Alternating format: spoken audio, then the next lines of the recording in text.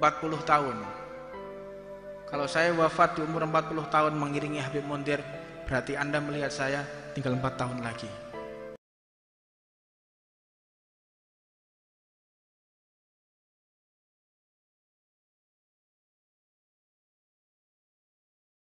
Wujud kidam baqa mukhalafatul lil hawadisi qiyamuhu binafsihi wahdaniyat kudrati. Maka bersyukur kita di majelis ta'lim ini, di masjid yang mubarakah ini, kita bersama-sama sholawat dan ba'dal isya kita akan lakukan sedemikian istiqomah insyaallah, dan senantiasa kita hadir. Waktu kita terbatas, belum tentu tahun depan Anda akan melihat saya lagi, belum tentu.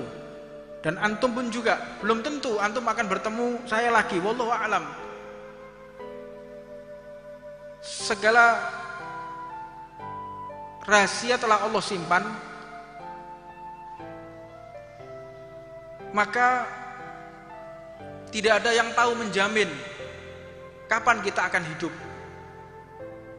Minggu depan wallahu a'lam, atau bulan depan, atau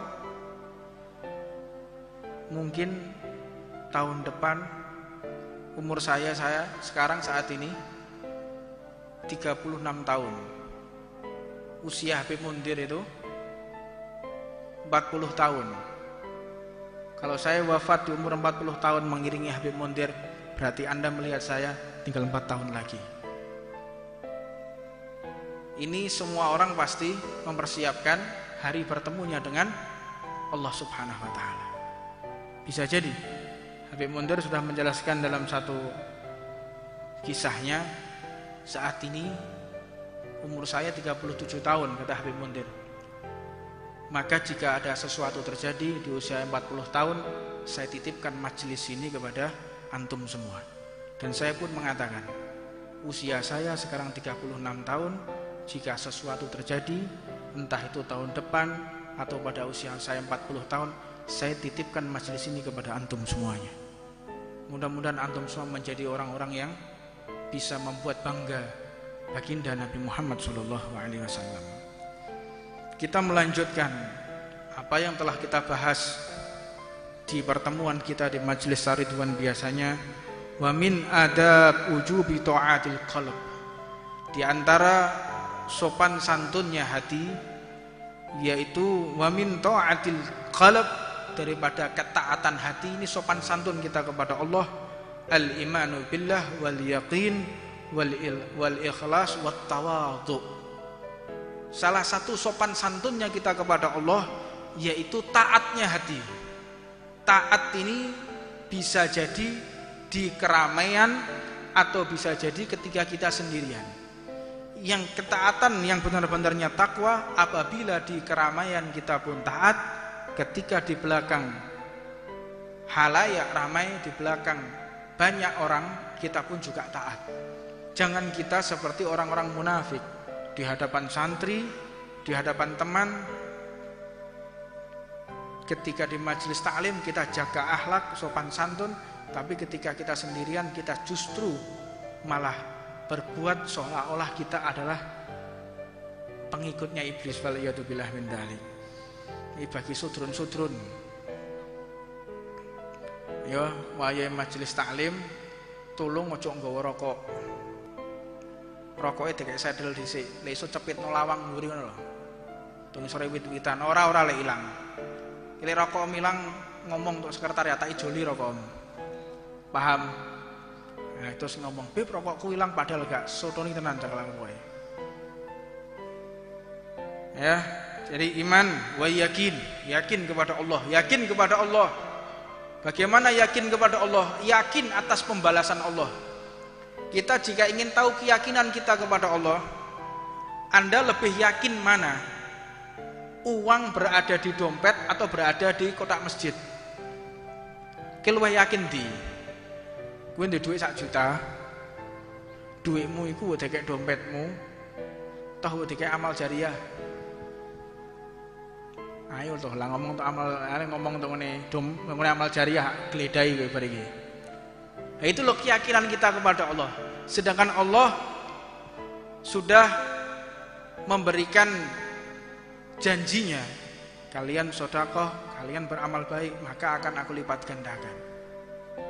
Kita masuk ke jariah, punya uang 10.000, berarti Allah akan ganti 100.000. Percaya? Percaya. Jajal buktikno. Mulai numpak opo aku beb? Ya. Nah, itulah bentuk keyakinan kita. Kalau kita mau mengukur besar kecilnya keyakinan kita kepada Allah Subhanahu wa taala. Wal ikhlas, dan juga ikhlas. Apa itu ikhlas? Seorang tabi'in, ini generasi setelah sahabat itu tabi'in. Setelah tabi'in itu tabi'in. Tabi'in ini sebagai murid tabi'in bertanya, wahai guruku para tabi'in, ikhlas itu apa? Tolah-toleh. Apa ikhlas itu? Mereka pada terdiam, gak ngerti apa itu ikhlas. Coba aku tanyakan kepada para sahabat. Para sahabat pun ditanya, wahai sahabatnya Rasulullah yang berjumpa dengan Nabi Muhammad, apa itu ikhlas? Para sahabat pun terdiam, tidak bisa menjawab, dan akhirnya mereka bertanya kepada Rasulullah, ya Rasulullah, apa itu ikhlas? Nabi Muhammad pun beliau tidak menjawab, melainkan mendapatkan petunjuk dari Allah Subhanahu wa ta'ala. Wa ma yantiqu anil hawa in huwa illa wahyun yuha. Tidaklah yang diucapkan oleh Nabi Muhammad kecuali itu adalah wahyunya Allah. Tanya Rasulullah kepada malaikat Jibril, apa itu ikhlas? Tanyakan kepada Allah. Atau mungkin kau tahu wahai Jibril, apa itu ikhlas? Nabi Muhammad tahu apa itu ikhlas, tapi memberikan ajaran kepada kita, memberikan pengertian kepada kita, untuk memahamkan kita butuh cerita, butuh fantasi, butuh interpretasi. Jadi harus difantasikan untuk memahami kalimat apa itu ikhlas. Akhirnya malaikat Jibril pun terdiam. Barangkali kau tahu malaikat Jibril apa itu ikhlas? Malaikat Jibril tidak tahu juga apa itu ikhlas. Akhirnya malaikat Jibril pun bertanya kepada Allah, apa itu ikhlas? Jawaban dari Allah, ikhlas adalah sesuatu yang aku sembunyikan secara rahasia yang tidak diketahui oleh makhluk manapun. Itu yang namanya ikhlas. Jadi untuk menerjemahkan ikhlas gak nyampe awak-awak ini. Artinya ikhlas itu apa? Gak nyampe kita. Butuh tasawuf, butuh ma'rifat, baru kita mengerti ada yang namanya ikhlas. Ini menerjemahkan ikhlas sebegitu sulitnya. Ini kadang-kadang ada orang menyatakan orang itu tidak ikhlas. Loh, artinya ikhlas lo gak ngerti. Kok menuduh orang tidak ikhlas dari mana?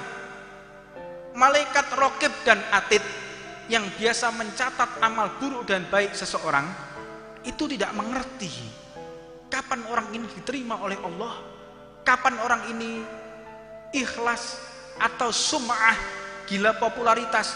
Tidak ada yang tahu. Malaikat itu loh gak ngerti. Kadang-kadang manusia bisa memvonis orang ini gak ikhlas, orang ini ada tujuan, ada tendensi. Tahu dari mana kita? Kewayan. Misalnya gak enak masjid ngomong gak enak. Terus tak ampet dhisik ketemu Sabtu yang akan datang.